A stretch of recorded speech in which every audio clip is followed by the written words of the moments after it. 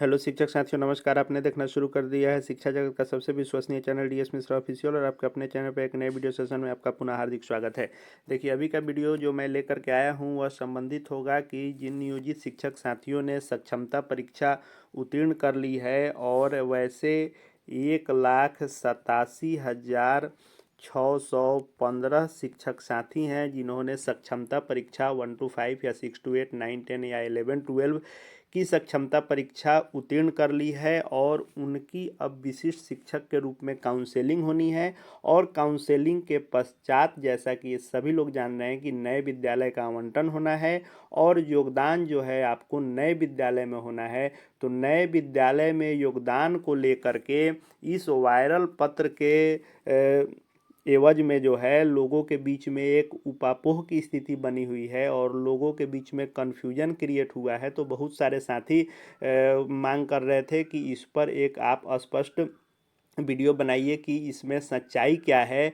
तो वह मामला क्या है कि वह मामला जो है कि कहा जा रहा है कि जो नियोजित शिक्षक साथी सक्षमता परीक्षा पास कर गए हैं और उनको जब नया विद्यालय आवंटन होगा और उस नए विद्यालय में जब उनका योगदान होगा तो उनको पूर्व के विद्यालय से उनको इस्तीफ़ा देना होगा और इस्तीफ़ा देकर जाना होगा। तब बहुत सारे लोग घबराए हुए हैं कि इस्तीफ़ा हम लोग क्यों दे करके जाएंगे।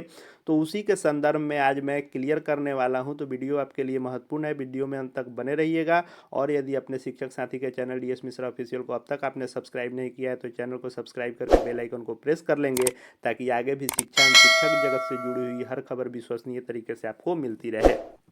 तो देखिए, जैसा कि आप जान रहे हैं कि अब रिजल्ट आने के बाद काउंसेलिंग होगी, और काउंसेलिंग के लिए जो सूत्रों के हवाले से न्यूज़ चैनलों के माध्यम से जो खबर निकल के आ रही है कि 19 अप्रैल के बाद जो है 19 अप्रैल से संभवतः काउंसेलिंग आपकी शुरू होगी। और काउंसेलिंग जो कराने की प्रक्रिया है वह संभवतः पटना से होगा, लेकिन अभी थोड़ा सा विभाग के ऑफिशियल नोटिस का इंतज़ार करना होगा कि डेट क्या होगा, जगह क्या होगा।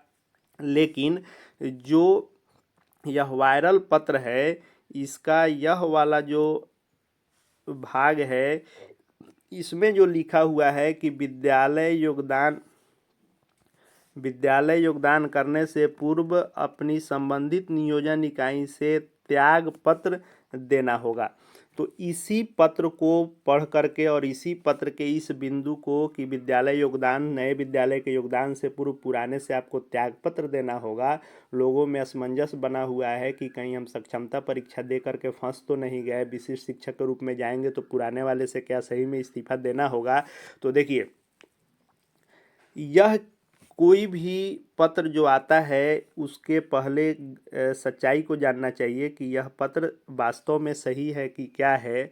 तो प्रथम दृष्टया यह पत्र ही फर्जी लग रहा है। यह पत्र किसी का टाइप किया हुआ बनाया हुआ पत्र है, क्योंकि आप जैसा कि आप जान चुके हैं कि काउंसलिंग जो होनी है पटना में होनी है, तो जिला शिक्षा अधिकारी के कार्यालय से यह पत्र इशू हुआ ही नहीं है, और ना ही यह कोई विभागीय पत्र है। दूसरा पद नाम भी यहाँ पर जो दिया हुआ है एक्सक्लूसिव टीचर, तो सारा चीज़ हिंदी में और यह चीज़ इंग्लिश में टाइप किया हुआ है। विशिष्ट का इंग्लिश एक्सक्लूसिव होता है या लिखा हुआ है। दूसरी बात, जो सबसे महत्वपूर्ण बात है कि आपको याद होगा कि जो बीपीएससी ट्री की परीक्षा हुई थी और बीपीएससी ट्री 1 में जो लोग या ट्री 2 में जो नियोजित शिक्षक साथी उत्तीर्ण हुए थे और उन्होंने पूर्व के विद्यालय नियोजित के रूप में से उन्होंने जब बीपीएससी ट्री के परीक्षा को उत्तीर्ण करने के बाद नए विद्यालय में बीपीएससी विद्यालय अध्यापक के तौर पर ज्वाइन किया था, तो जो पहला काउंसलिंग का पत्र आया था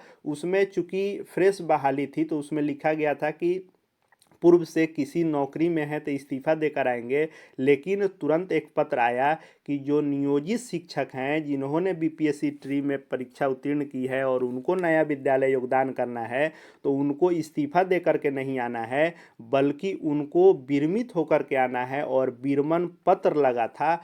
आप इसकी जानकारी ले लेंगे कि जो नियोजित शिक्षक साथी बीपीएससी ट्री के द्वारा नए विद्यालय में योगदान किए हैं विद्यालय अध्यापक के तौर पर, वे इस्तीफा दे करके नहीं, विरमण पत्र लेकर के आए हैं। यह है कि आपको जब सक्षमता परीक्षा उत्तीर्ण होने के बाद काउंसलिंग के बाद नए विद्यालय में आप जब योगदान करेंगे तो आपको भी विरमण पत्र लगेगा। विरमण पत्र के साथ एनओसी मांगा जा सकता है। उसके बाद बकाया रहित जो प्रमाण पत्र होता है नो ड्यूज का, वह आपसे मांगा जा सकता है। तो विरमण इत्यादि लगेगा, नो ड्यूज इत्यादि लगेगा, लेकिन त्याग पत्र आपको नहीं देना होगा। और आपको यह 3 दृष्टि से आप जो है संतुष्ट हो सकते हैं और इस असमंजस से अपने को बाहर कर सकते हैं। पहला तो ये पहला दृष्टि में ही यह पत्र ही फर्जी है। दूसरा, उदाहरण के तौर पर जो बीपीएससी ट्री में गए हैं वे बीमित होकर गए हैं। और तीसरा सबसे महत्वपूर्ण जो टेक्निकल बात है वह है कि आपको इसमें वेतन संरक्षण का लाभ दिया जा रहा है।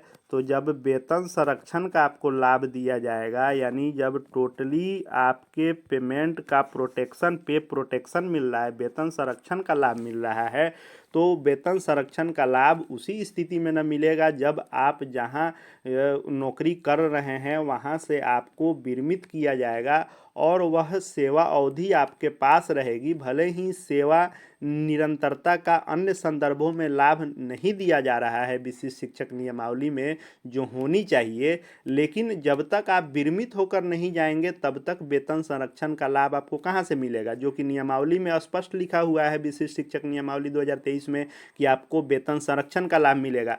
तो यह पत्र भी वायरल पत्र है, किसी प्रकार का विभागीय ऑफिशियल पत्र नहीं है। दूसरा, बीपीएससी ट्री भी उदाहरण है कि आपने इस्तीफा देकर नहीं, विरमण लेकर जो लोग इसमें उत्तीर्ण हुए थे वे लोग नए विद्यालय में योगदान किए थे। और उसके बाद जिला शिक्षा अधिकारी के कार्यालय से यह नहीं होना है, पटना से होना है। और उसके बाद वेतन संरक्षण का भी लाभ है। इसलिए यह आप बिल्कुल निश्चिंत रहें, आपको किसी भी स्थिति में पुराने वाले विद्यालय से त्याग पत्र नहीं देना होगा।